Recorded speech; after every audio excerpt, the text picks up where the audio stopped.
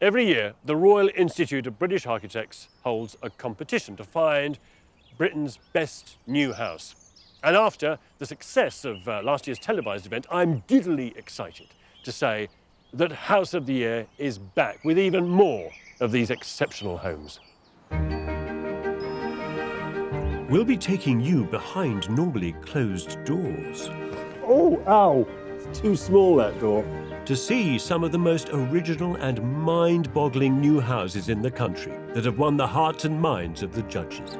A large, black, charcoal textured box.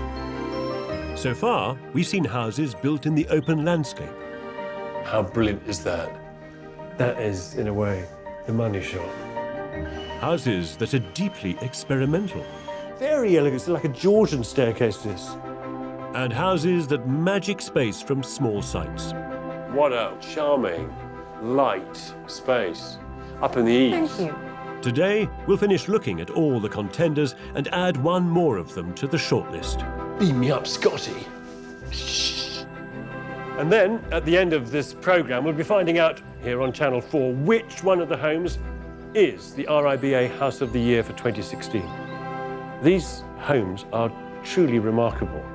Each one is an example. We can take inspiration from all of them. So, come inside and have a good nosy around.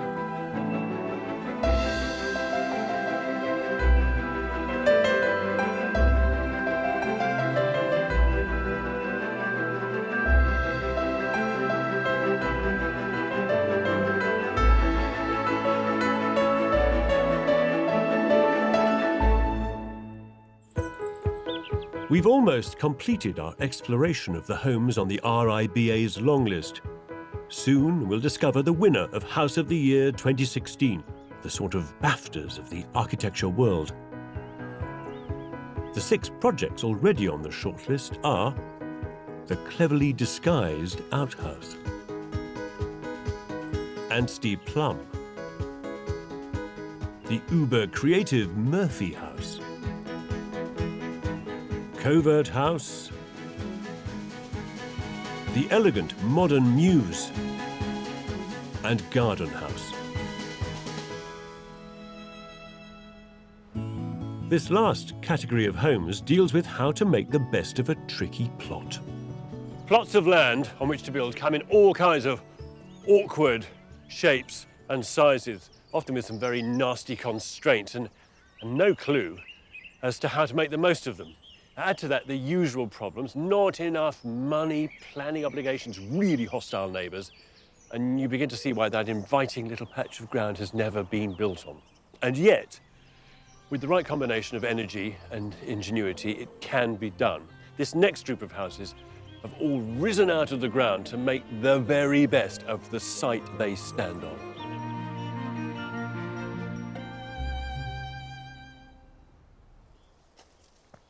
So, imagine you have bought a beautiful site with a magical walled garden. You've got a really restricted budget, but you've got big ambitions. What do you do? Well, the answer is you employ a brilliant architect, of course. Who builds you this? The positioning here is key. This flint and cedar-clad house in Berkshire had to find the best possible arrangement on the site. On the ground floor, it's spacious, with a large open-plan kitchen and dining and living area looking out onto a sunken courtyard. There's also a study, a family room, bedroom and bathroom. Upstairs, there are 2 more bedrooms, a playroom, 2 bathrooms and the master bedroom. Binnith and his wife, Chiran, are both hospital consultants. They used to live in a flat in Oxford, but wanted more space for their growing family. Hi, Binnith. Binnith, pleased to meet you. Please come in. Oh, big, long house. You know, from the front, it gives you no indication that it's this kind of size. It's sort of flipped round, almost, so you look at the little side of the house as you approach it. Is that right? It's designed to be really modest from the street. Yeah. Because we don't want to put a contemporary bit of architecture in the middle of a rural Berkshire village, so we wanted to hide away as much of the house It does as possible. that, doesn't it? Yeah. That's the old walled garden, is it? Yes, Just that's there? the all That's wall. right. The walled garden used to belong to Basildon Park, which is a stately home just over there. So we bought the wall garden that you can't build in, Yeah. this little plot that you can build on. Whoa. So you've really, really cut back into the hill. The challenge for the architect, John Pardey, was to make the walled garden feel like part of the house without disturbing it. What intrigues me about this, John, is that you sketched this building in from here, didn't you? When you first arrived. The idea for it came to you standing in this garden. It wasn't like this at all then, the garden. This was derelict, yeah. Really overgrown. But spirit of place was here. So I knew you can't build in the garden, so it seemed natural, because south is that way, to put the house against the wall. And I thought, well, why not put the house as part of the wall?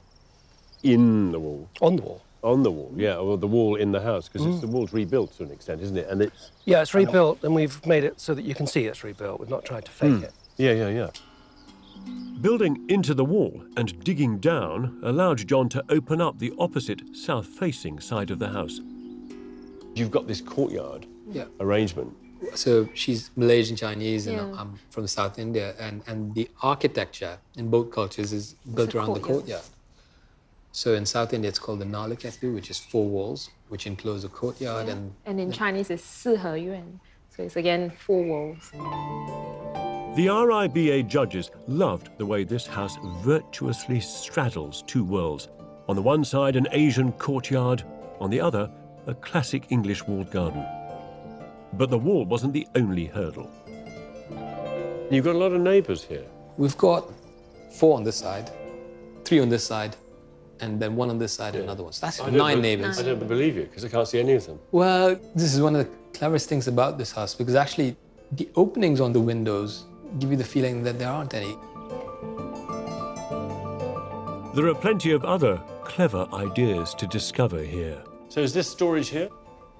This is storage, yeah. Yeah. This is a little writing desk with a little storage inside. Who's the storage nut? Well, I like storage because you can live in a minimal house with storage. The staircase is all about storage. So this little gap there for suitcases. Up here. Oh, they've got a sort Yeah. of step-shaped profile. That's right, all cupboards. Gosh, it's like they say, you're never, more than 10 feet away from a rat in a city. In this house, you're never more than 6 foot away from a cupboard. Oh, great, long view, full length of building with windows either end. That's clever. I'm assuming there's a blind there. Precisely because there is a view of a house. There is a view of a house. So where there is a view of the house, there is some Oh, yeah. You can just see it. Yeah. Yeah. Clever. This is the playroom. Oh, look, what a magical view out there, because it's, she's sort of living in the world of Peter Rabbit. Yeah. The daughter's bedroom is just as delightful. And finally, the master bedroom. Beautiful. And again, no sense of being overlooked.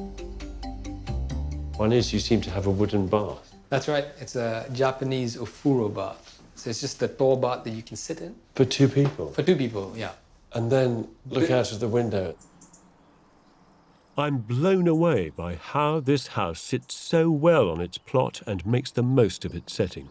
So the beautiful bath, of course, enjoys a beautiful view across the meadow here.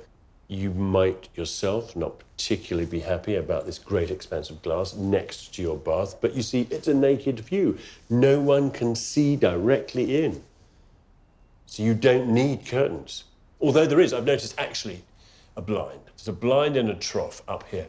Interestingly, the budget in this house for all of the blinds, they are commercial blinds, they're used in offices, not houses, was less than the cost of having a bespoke pair of curtains made that would have been never knowingly undersold. It's impressive, isn't it? The house took under a year to fully design and just another year to build. Did you enjoy the process? Parts of it, yes. I think I did enjoy parts of it. The big wobble was when our project manager left. He sent us a letter to say he was leaving. And I got it in the evening after came home from work, opened it, read it, panic. I rang John, I think around 9 p.m. And he said, don't worry. And the next day I was on site and he arrived on site with a beauty contest of builders for me to pick between. So they helped us when the project was in trouble. So you were involved in the construction then? That's right. I mean, I'm not one. I haven't laid a brick, but but the sourcing and Yeah. He did lots. Management, yeah. yeah, management. Wow. Part of it is just clever use of materials. So the flint outside is not traditional flint. They're concrete blocks, but flint embedded, and that reduces time on site. Walls go up quickly, and all you have to do is point them in. This house is itself the threshold between Asian Zen and English country garden.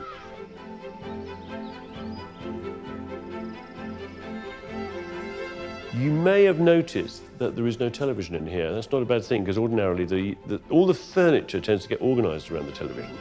Here, however, there is a wood burner, so you can sit on this multi-directional sofa and meditate, looking at the flames, or you can look over here at this, the wall, and you've got this sort of blank, meditative space. It's very zen. Or, for that matter, over here, there's the garden. I mean, I can sit here, and within minutes, I'm transported across the planet to another world of East meets West, Asian fusion. It's fabulous. One thing it is not is the home counties.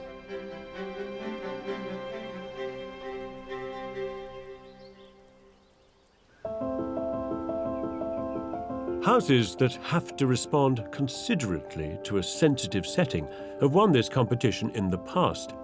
In 2010, the award went to this extension to a 19th century building, Huntset Mill, nestled in the Norfolk countryside. When we first bought the house, which was in 2004, it was not quite bad enough to knock the whole thing down, but we always had a plan to substantially renovate it and extend it.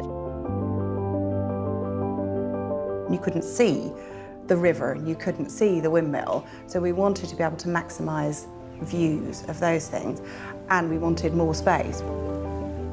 Architect Friedrich Ludwig satisfied the brief with black charred timber and a lot of reflective glass, so the new extension almost disappears. Actually, it's a very simple timber structure, something which is more of a shadow of the house, but it is a small shadow that sits at the back. As you then slowly make your way around, you will suddenly find one and then two or three shadows as you go. The judges loved the inventiveness of the design and describe it as more akin to a piece of art than a piece of rural architecture. The locals, apparently, put it more bluntly. There was a bit of shock in the boating community. But now what's really lovely is you could be sitting in the garden, they come around the corner and suddenly the cameras come out and there's an "oh wow, have you seen this, it's lovely" type comments. So, that's what it takes to become House of the Year. We've got 3 more houses to see before we'll know the complete shortlist for this year's competition. And then we'll be finding out the big winner of the RIBA House of the Year 2016.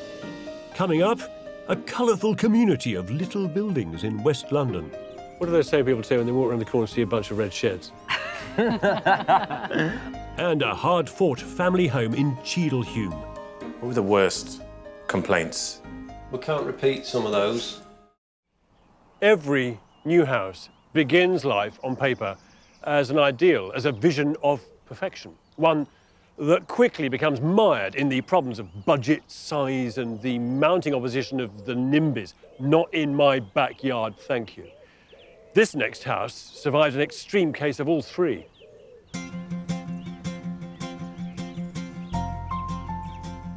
Unlike its neighbours, this house in the Manchester suburb of Cheadle Hume has been squeezed onto a small plot.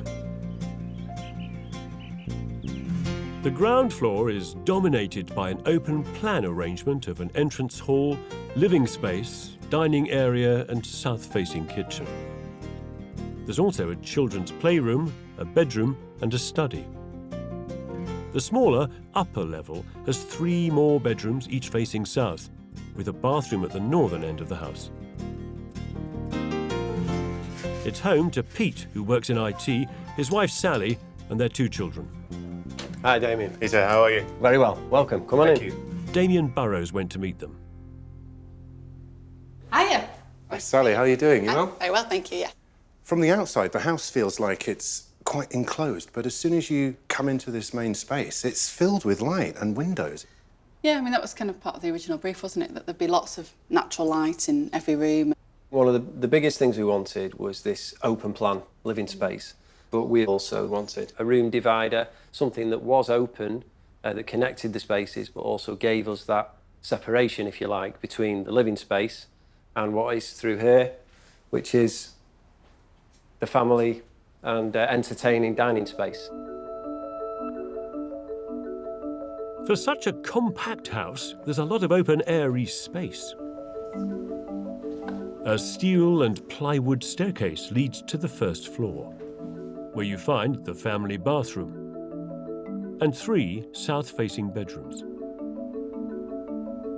This is the master bedroom. Oh, wow.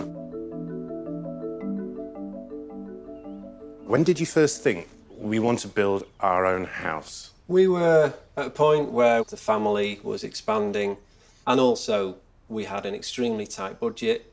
And as it happened, my parents owned this plot of land. It was used as a garden and allotment space by my dad. In fact, the gate through to their house is just at the end of the garden there, you can see. It's a bit cosy, isn't it, there? It is, yeah. Almost too cosy. Yeah. Is there a lock on both sides of the gate, or just one? Just on ours. Just on ours. Does that mean that that's the house that you grew up in? Yeah, that's right. Got some photographs here from back in the day. This is a good one of the plot, actually. Me in the back garden. God, yeah. That dog's probably buried under the house somewhere as well. Is it? Yeah, Part of the I think foundation. So, what were the first designs like? We thought we'd have to build a very sort of traditional house because some of the houses are traditional around here. But actually, it was the opposite to that. The planners are very much, it has to be contemporary. It's got to have architectural merit. So then it got really exciting, the first bit, drafts back from the architect. And your dad looked horrified, actually, when we showed him. Yeah. What have I done? It looks like a factory or something like that. So much of the design is about organising the rooms and windows so they can absorb the largest amount of light from the south. The RIBA judges were impressed that the tightly constrained site, a limited budget, and the proximity of so many neighbours hadn't restricted the architect in his ambition to build a beautifully crafted home. David, the house, to me, seems like it almost kind of like pushes out wherever it can. Mm-hmm. Well, I think one of the key features of the area is the amount of greenery that we've got. The box at the top was almost reaching out and touching the trees. So at least when the neighbours walk past the site, they don't really see too much of the harder, grounded brickwork. It is more about the lightweight timber that's talking to the trees. But despite David's best efforts and Pete and Sally's best intentions, there were 30 individual objections to the plans from local residents. What were the worst complaints? We can't repeat some of those on air. There was a couple, wasn't it? Somebody said it looked like 3 porter cabins stacked on top of each other.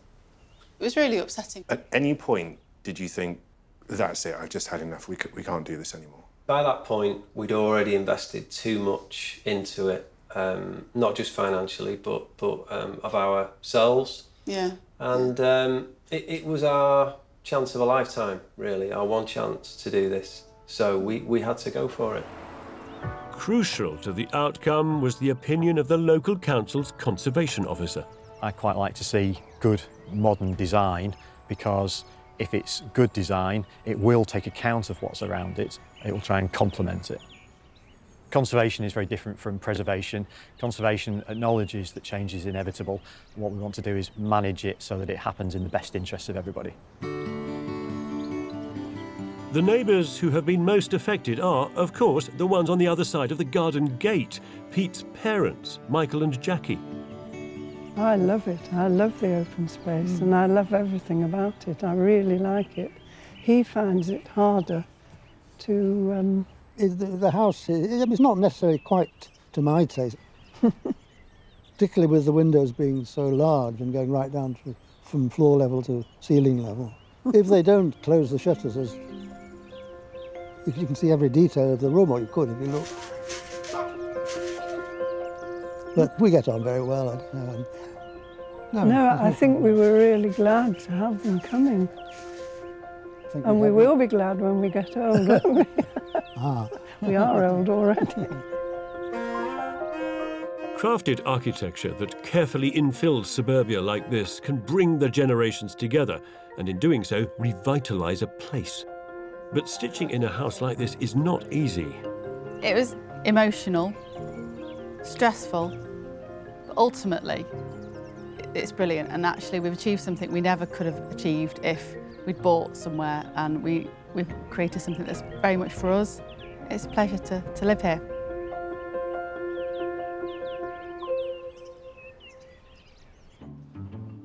A new building plot can be small, but that doesn't mean you can't make a big impression.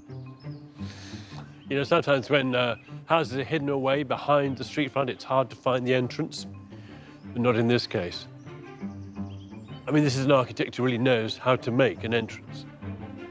This grand arch looks like something from the 19th century, but in fact it's newly built, with a tiny entrance. Ow! That really hurts. It's too small, that door. It's a portal to a looking-glass world filled with small, brightly coloured buildings. At 216 square metres, Tin House is bigger than it looks. It's in West London and made up of 6 steel-clad structures in a horseshoe arrangement. At one end is a pod containing the master bedroom and a bathroom. Connected to that is the dressing room and entrance hall. At the bottom of the horseshoe is the living room, and next to it the kitchen and dining area. Only the last 2 boxes have upper and lower floors, containing bedrooms on top and living spaces underneath. Hello. How are you both? Henning? Very well. Good to see you. Architect Henning Stummel built this house for himself and his partner Alice and their 2 teenage daughters. The buildings look like a little collection of huts, Balinese sheds or Indian shacks.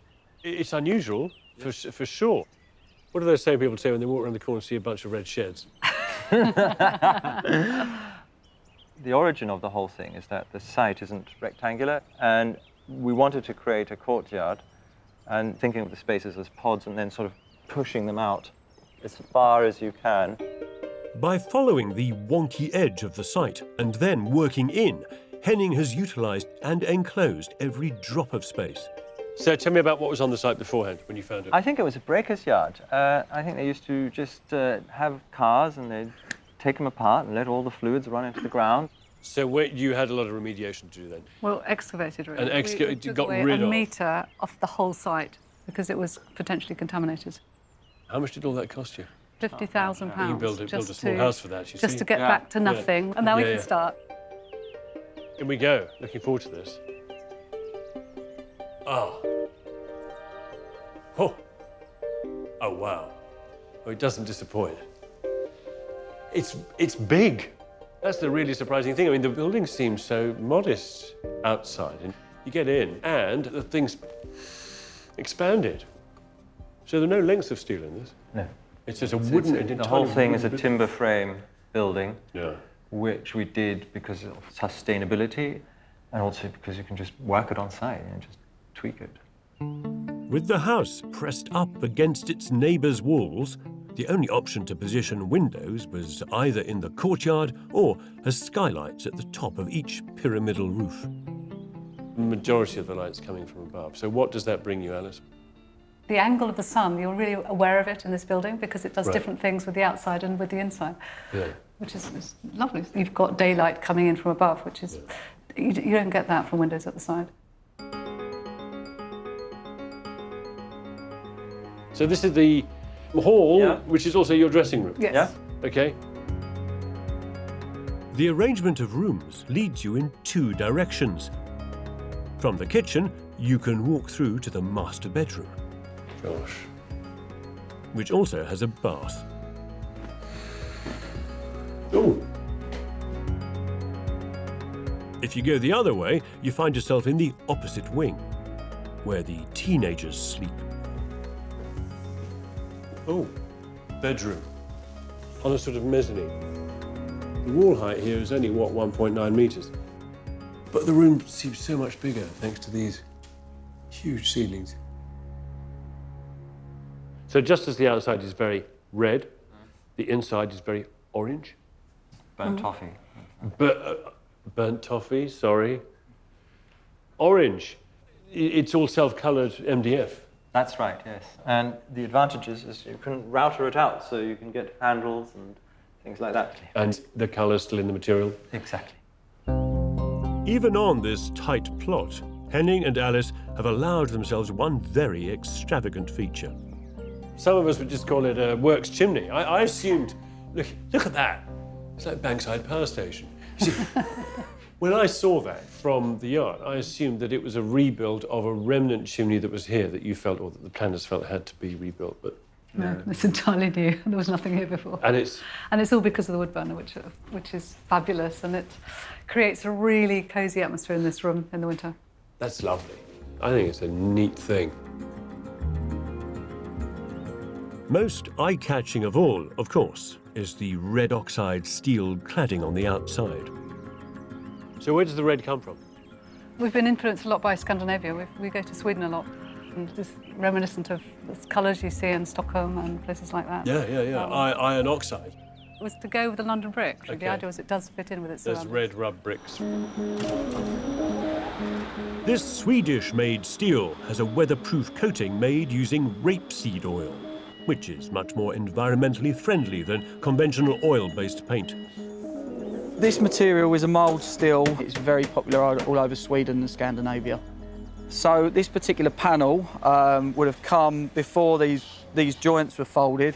Would have come on a 100-kilo coil.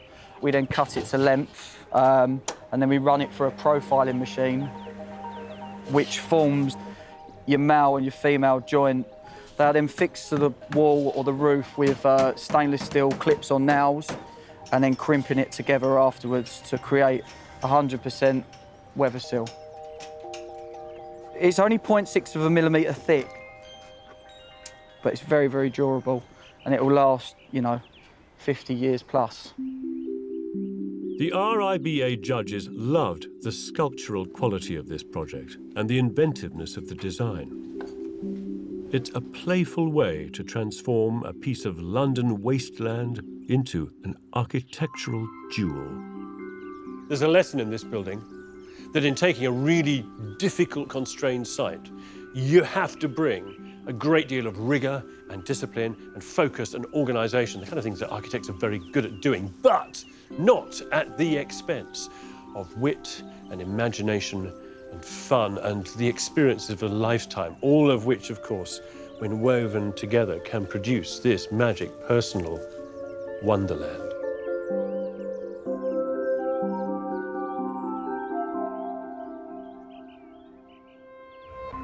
So, we've now seen 3 of the 4 houses in this episode. Just one more to go before we discover which of them has made it to the shortlist. We're travelling the length and breadth of the country, following the Royal Institute of British Architects competition to find the best new house in the UK in 2016. So, we'll be finding out who the winner is later on in the programme, but first we've got one more contender to visit. This house, in a suburb of Newcastle, made from concrete and timber, had to be deliberately set back from the road to capture the best views from the plot. On the ground floor is a snug, and behind that, a gym. There's also a large combined kitchen, dining and living space. Upstairs, there's a bathroom, 3 bedrooms and the master bedroom. And finally on top is a study that looks out onto a sedum roof. Morning, Damien. Morning, Rob. How you doing? Damien Burrows went to find out more. It's amazing. Rob is the owner of this house. He's a self-made man and runs a successful local business. Rob, this is an amazing entrance to a house. Thank you. What was the brief to the architect? Well, the key part about the house and where it sits in the landscape was, you know, essentially the views to the back and take in, you know, the landscape, really, the colours, the outside. And it's elevated. It's quite limited space where you can actually get views. Rob is clearly a man who knows what he wants from a bespoke house. The snug has big windows to capture southern light, and the gym has plenty of space to work out. And Rob hasn't been afraid to indulge himself with the upstairs rooms either.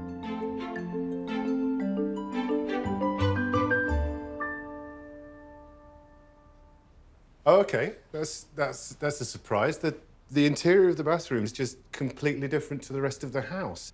What's the material? It's a Welsh slate. It's got the same tones as slate I came across when I was driving through Switzerland at Val's Therme. The whole place is built of slate. You know, it's a very dark space.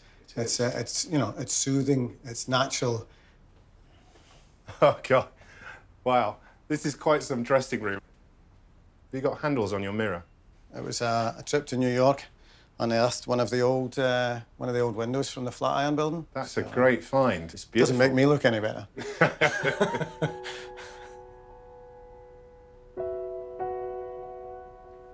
Wow, Rob. There's no doubt where the best views are to be found here.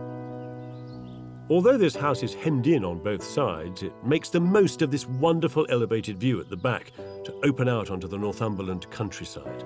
That view is just absolutely stunning. It frames all of that absolutely perfectly. The first thing Rob did when he bought the site was demolish the bungalow that was on it. But his architectural ambition for something very much of the 21st century was thwarted by the planning committee. We initially had a slightly taller building, and we were asked to actually reduce that in scale. But at the same time, the local planning committee weren't keen that we had a flat roof building, so they actually demanded that we added a pitched roof onto this building.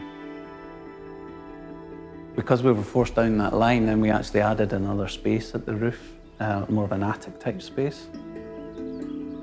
So it was a bit of a lucky game, really. Very much so.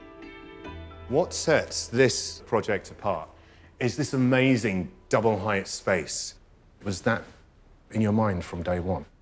Rob was very keen to have his living room at the back, facing the garden. But obviously the sunlight comes round from the street. And so what we decided to do was to create this space to allow the sunlight to penetrate deep into the house, where he could be in his living room and actually being hit by the sun.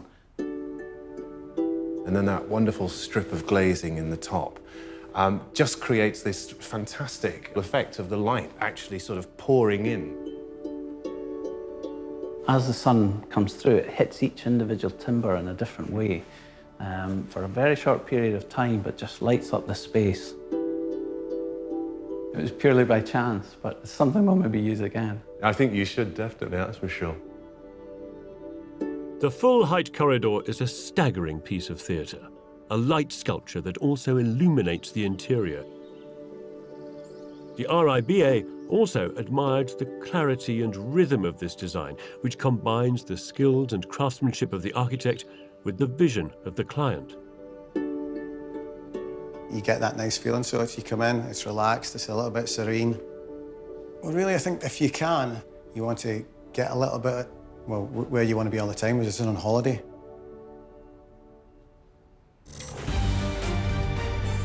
So that's it. We've finished our national tour of the long list, but before we discover who's won, we need to find out which of the homes in this programme have made the shortlist.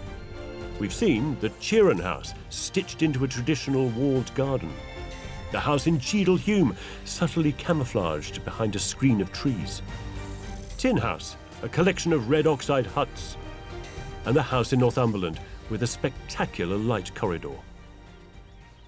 So now we approach the great moment where we discover which of these extraordinary new houses has made it onto the shortlist.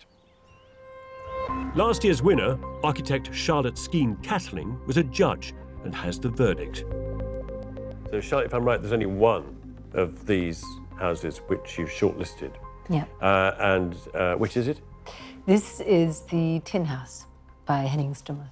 In West... In West London, in West London. What were the big ideas that you kind of couldn't resist? Well, it's taking a very awkward backlot site and it's filling it in a very witty way that creates beautiful spaces, where each room is given its own separate building. And it's very powerful because it's a very singular idea that is carried through very beautifully. I very much liked the red oxide. Do you like it? It's not my favourite colour, I have to say, but I think the idea of applying one colour to the whole surface is a great one. And had it all been done in a kind of dark grey, pre-patinated zinc, you know, we'd all be disappointed, wouldn't we? Yes. There's a bit standard formula. I agree. Architects and colour, they're absolutely terrified of each other. Yeah, that comes as good news. That's very exciting and fantastic news, yeah. I mean, that's wonderful, thank you. All these amazing houses that are being built. It's formidable, it's a huge honour. architecture. It's wonderful. So, now we know all of the 7 houses which have made it onto the RIBA shortlist for House of the Year. The burning question, of course, is, which is the winner?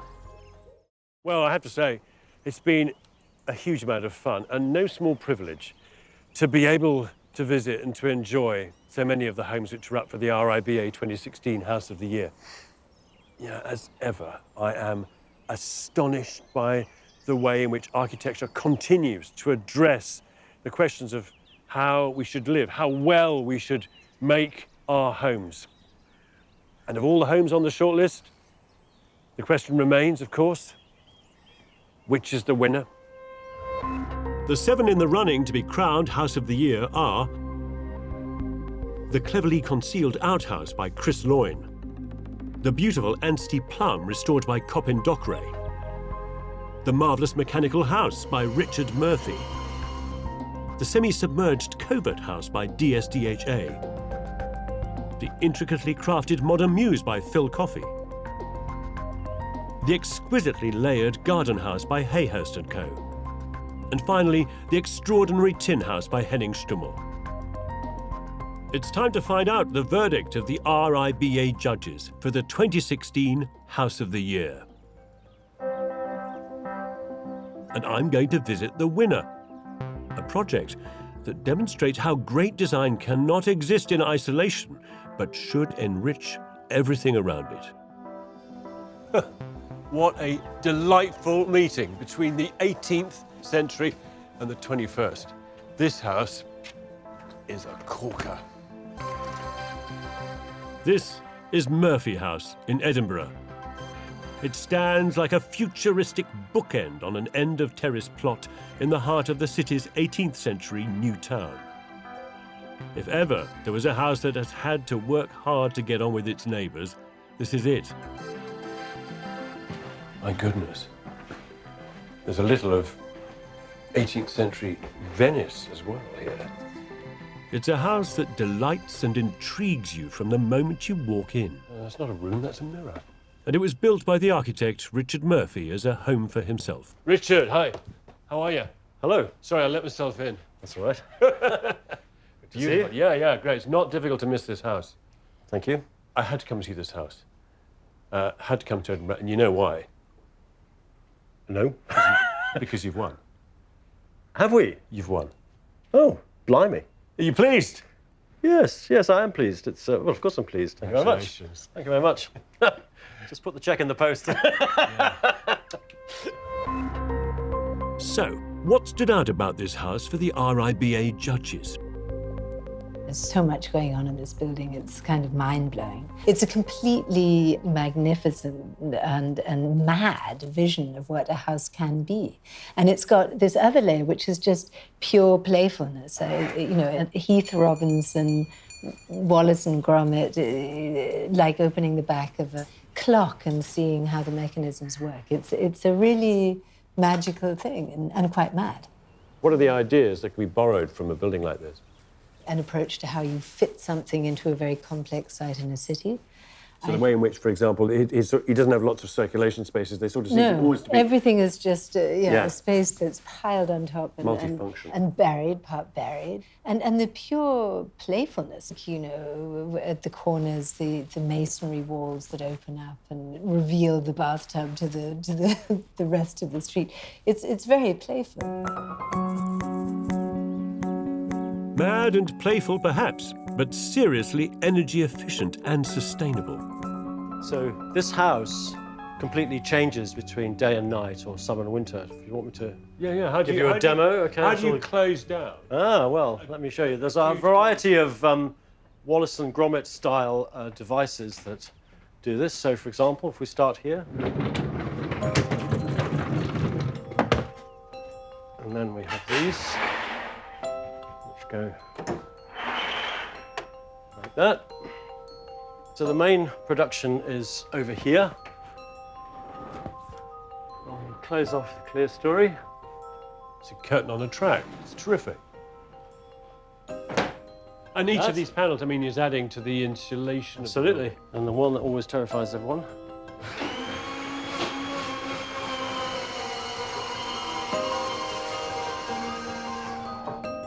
It's becoming winter. It's turning into night.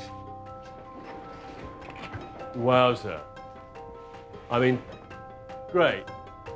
It turns what is actually a very porous, open building into something which is very closed down and woody.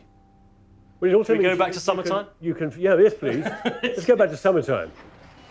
This house redefines the phrase Murphy's Law. Here, anything that can be made to move will.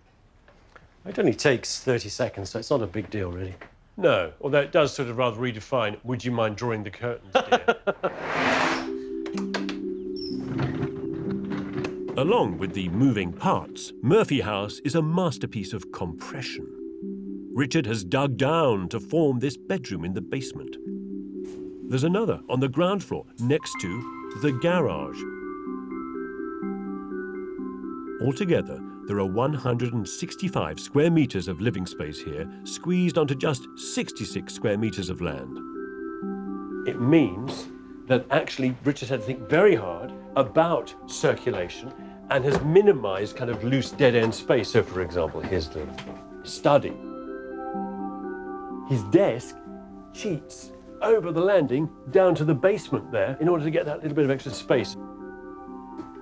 Cheated. Everything is interlocking like a puzzle, mathematically set out, and then tricked up with the occasional use of mirror. And then you get these ambiguous spaces. This is a staircase, but it's also a library. This is a sitting room, but it's also access to the dining room and kitchen.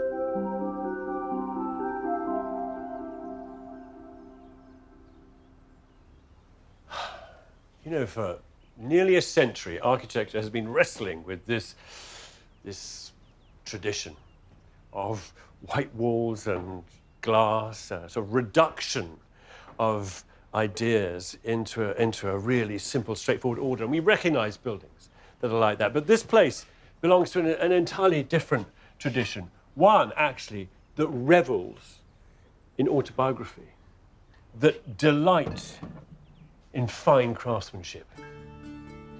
This tradition is not afraid of complexity or the layering of ideas. And you find that, most of all, in the master bedroom, right at the top of the house. Oh, how delightful. Now, these little bedrooms, they're sort of psychologically in the deep recess of the cave, aren't they? They're the sort of snuggest place you want to be. Yeah, all three of them are wooden boxes, effectively, cabins for sleeping in. But this one's quite dynamic. Go!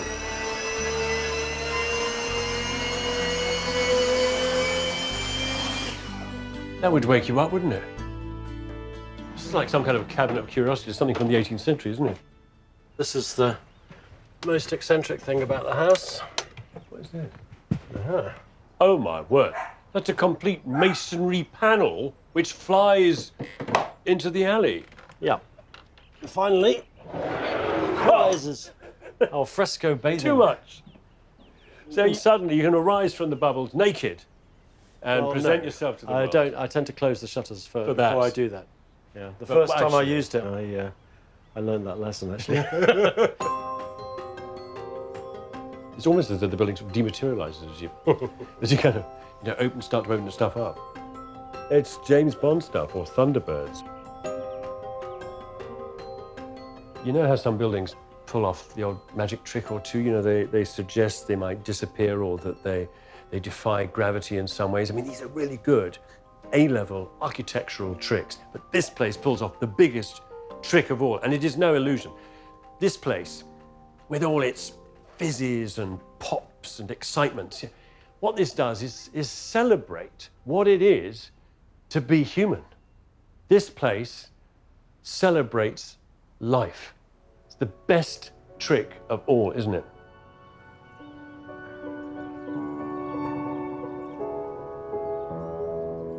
If we are looking for clues as to where architecture is going in this century, then one place we can search is right here.